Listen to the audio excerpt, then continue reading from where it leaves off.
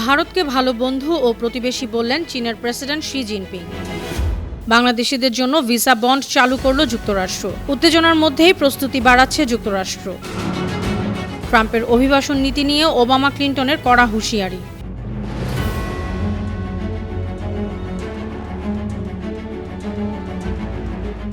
শুনছিলেন সংবাদ শিরোনাম। সবাইকে স্বাগত জানাচ্ছি বিশ্বজুড়ে প্রতিদিনে বিশ্বের বিভিন্ন প্রান্তের সবশেষ তথ্য জানাতে আপনাদের সঙ্গে আছি আমি অনন্যা চৈতি।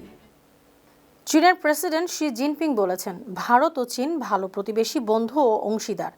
ভারতের প্রজাতন্ত্র দিবস উপলক্ষে রাষ্ট্রপতি দ্রৌপদী মুর্মুকে পাঠানো শুভেচ্ছা বার্তায় তিনি এ মন্তব্য করেন। শি বলেন, গত এক বছরে চীন ভারত সম্পর্ক ধারাবাহিকভাবে উন্নত হয়েছে, যা বিশ্ব শান্তি ও সমৃদ্ধির জন্য গুরুত্বপূর্ণ। তিনি দুই দেশের সম্পর্ককে ড্রাগন ও হাতির একসঙ্গে নাচের সঙ্গে তুলনা করে পারস্পরিক যোগাযোগ ও সহযোগিতা আরও বাড়ানোর প্রত্যাশা জানান। উল্লেখ্য, 2020 সালের সীমান্ত সংঘর্ষের পর সম্পর্কে উত্তেজনা তৈরি হলেও গত বছর থেকে উচ্চ পর্যায়ের সফর ও কূটনৈতিক উদ্যোগে সম্পর্ক উন্নয়নের চেষ্টা চলছে। 2025 সালে সরাসরি বিমান চলাচল পুনরায় শুরু হয় এ দুই দেশের মধ্যে। বাংলাদেশিদের জন্য সর্বোচ্চ 3 মাস মেয়াদি একবার প্রবেশযোগ্য স্বল্পমেয়াদী ভিসা চালু করেছে যুক্তরাষ্ট্র। ঢাকাস্থ মার্কিন দূতাবাস সোমবার এক বিবৃতিতে জানিয়েছে, ভিসা পাওয়ার আগে আবেদনকারীকে নির্দিষ্ট অঙ্কের অর্থ বন্ড হিসেবে জমা দিতে হবে।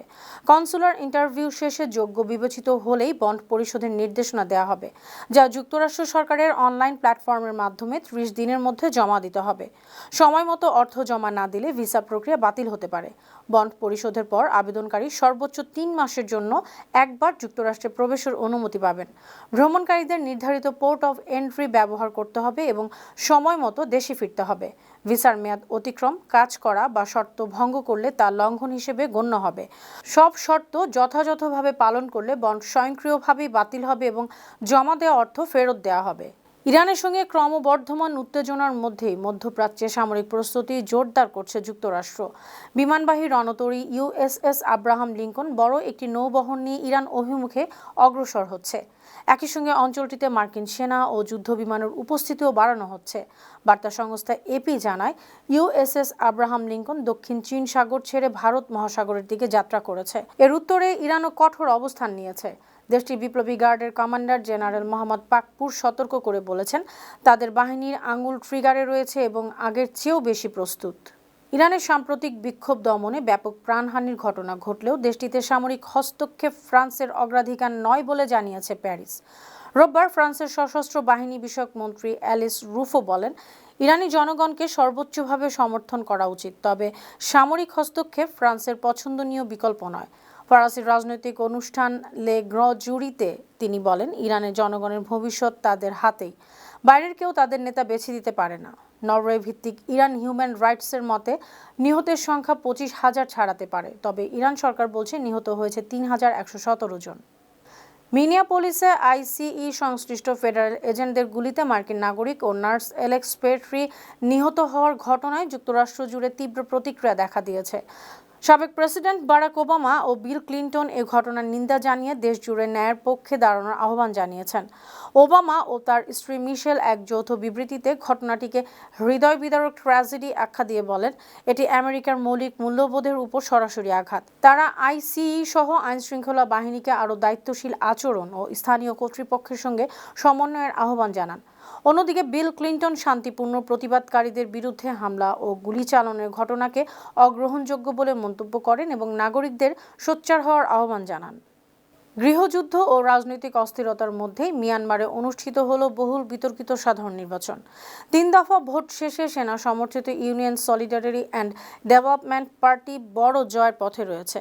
বার্তা সংস্থা রয়টার্স জানায়, আগের 2 দফার ভোটেই পার্লামেন্টের অধিকাংশ আসন নিজেদের দখলে নিয়েছে দলটি। 28 ডিসেম্বর ও 11 জানুয়ারির ভোটে নিম্নপক্ষের 209টি আসনের মধ্যে 193টি এবং উচ্চকক্ষের 78টির মধ্যে 52টিতে জয় পায় ইউএসডিপি।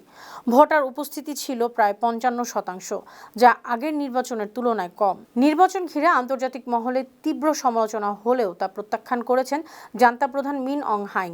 তিনি বলেন, আন্তর্জাতিক স্বীকৃতি নয়, জনগণের ভোটই সরকারের কাছে মুখ্য।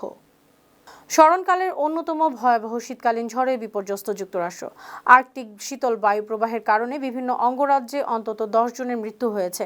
তীব্র ঠান্ডা ও তুষারপাতের কারণে নাগরিকদের ঘরে থাকার নির্দেশ দিয়েছে কর্তৃপক্ষ। নিউ ইয়র্কে 5 জন, টেক্সাসে 3 জন এবং লুইজিয়ানায় হাইপোথার্মিয়ায় 2 জনের মৃত্যুর খবর পাওয়া গেছে। তাপমাত্রা হিমাঙ্কের নিচে নেমে যাওয়ায় বাতিল হয়েছে কয়েকশো ফ্লাইট। ব্যাহত হচ্ছে স্বাভাবিক জীবনযাত্রা।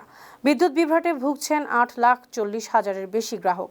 কমপক্ষে 20টি অঙ্গরাজ্য ও ওয়াশিংটন ডিসিতে জরুরি অবস্থা ঘোষণা করা হয়েছে। জাতীয় আবহাওয়া সংস্থা জানিয়েছে সোমবার সকাল পর্যন্ত পরিস্থিতি অব্যাহত থাকতে পারে। মেক্সিকোর মধ্যাঞ্চলীয় প্রদেশ গুয়ানাজুয়াতোর সালমানাকায় একটি ফুটবল স্টেডিয়ামে বন্দুকধারীর হামলায় 11 জন নিহত হয়েছেন, আহত হয়েছেন আরও 12 জন। রোববার ম্যাচের শেষ পর্যায়ে গ্যালারিতে ঢুকে দর্শকদের লক্ষ্য করে এলোপাথারি গুলি চালায় হামলাকারী। ঘটনাস্থলে মারা যান 10 জন, পরে হাসপাতালে আরও 1 জনের মৃত্যু হয়। সালমানকার মেয়র সিজার প্রিয়তো জানান, শহরে সম্প্রতি অপরাধের ঢেউ শুরু হয়েছে। আইন শৃঙ্খলা পরিস্থিতির নিয়ন্ত্রণে তিনি প্রেসিডেন্ট ক্লাউডিয়া শিনবাউমের সহায়তা চান। এ ঘটনায় তদন্ত শুরু করেছে স্টেট অ্যাটর্নি জেনারেলের দপ্তর এবং স্টেডিয়াম এলাকায় নিরাপত্তা জোরদার করা হয়েছে। ইতিহাসে প্রথমবারের মতো স্বর্ণের দাম প্রতি আউন্সে $5,000 ছাড়িয়েছে। ক্রমবর্ধমান ভূ রাজনৈতিক উত্তেজনা ও বৈশ্বিক অনিশ্চয়তার মধ্যে বিনিয়োগকারীরা নিরাপদ আশ্রয় হিসেবে স্বর্ণের দিকে ঝুঁকছেন বলে দামে এই রেকর্ড ঊর্ধ্বগতি দেখা গেছে। সোমবার স্পট গোল্ডের দাম $5,000-এর মাইলফলক অতিক্রম করে। চলতি বছরে এখন পর্যন্ত স্বর্ণের দাম উল্লেখযোগ্য হারে বেড়েছে। এর পেছনে যুক্তরাষ্ট্রের মুদ্রানীতি শিথিল হওয়ার প্রত্যাশা, কেন্দ্রীয় ব্যাংকগুলোর বাড়তি চাহিদা এবং ইটিএফের রেকর্ড বিনিয়োগ ভূমিকা রেখেছে। বিশেষ করে চীন টানা 14 মাস ধরে স্বর্ণ কিনছে।